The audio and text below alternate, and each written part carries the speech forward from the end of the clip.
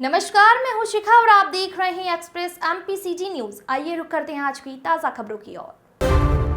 लोकसभा चुनाव 2024 के लिए जैसे जैसे वोटिंग का वक्त नजदीक आ रहा है, राजनीतिक दलों के नेताओं की ताबड़तोड़ सभाएं हो रही हैं। इसी क्रम में बीजेपी के राष्ट्रीय अध्यक्ष जगत प्रकाश नड्डा छिंदवाड़ा पहुंचे, जहां जेपी नड्डा ने विशाल जनसभा को संबोधित करते हुए कमलनाथ के गढ़ छिंदवाड़ा में बीजेपी प्रत्याशियों के समर्थन में जनसभाओं को संबोधित किया।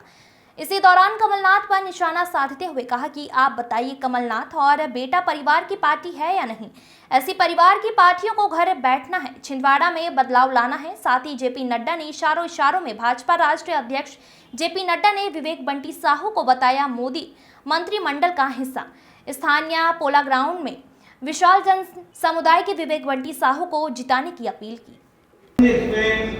11वें नंबर की अर्थव्यवस्था थे, 11वें। आज भारत मोदी जी के नेतृत्व में 5वें नंबर की अर्थव्यवस्था बन गया, 5वें नंबर। और हमने ग्रेट ब्रिटेन, ब्रिटानिया, जिन अंग्रेजों ने हमको 200 साल राज किया, उसको पछाड़ कर अब हम 5वीं सबसे बड़ी अर्थव्यवस्था बन गए। और बंटी साहू को आप भेजेंगे 19 तारीख को, 4 जून को प्रधानमंत्री फिर से तीसरी बार प्रधानमंत्री बनेंगे।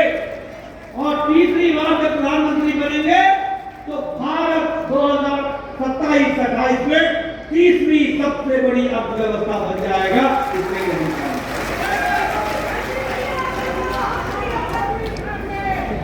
अभी मैं बंटी भैया को कहूंगा कि बैठो, आगे खड़े होने का बहुत समय है। पूरे 5 साल आपने खड़े होकर के सेवा ही कर दी। मित्रों, अगर मैं बात करूं इलेक्ट्रॉनिक्स की, तो इलेक्ट्रॉनिक का हमारा निर्यात एक्सपोर्ट 6 गुना बढ़ गया, 6 गुना बढ़ गया। फार्मास्यूटिकल्स, तो आपको जानकर खुशी होगी कि मोदी जी के नेतृत्व में भारत नहीं सिर्फ दवाई भारत के लिए बनाता है, बल्कि दुनिया के लिए भारत डिस्पेंसरी बन गया है।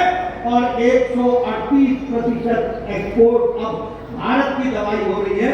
सबसे सस्ती और सबसे असरदार दवाई भारत बना। आज पेट्रोकेमिकल्स में भारत की एक्सपोर्ट 108% बढ़ गया। आज आपको जानकर बड़ी आश्चर्य होगा, मैं बार बार सुनाता हूं, 10 साल पहले आपके गणेश जी भी चाइना से आते थे। चाइना से दीपावली में जो गणेश जी आप खरीदते थे ना, वो चाइना में बन के आता था। आपके गणेश जी भी चाइना से आते थे, आपके खिलौने भी चाइना से आते थे। आज भारत का एक्सपोर्ट खिलौनों में 2.5 गुना बढ़ गया है। तो दुनिया को हम खिलौने दे रहे हैं।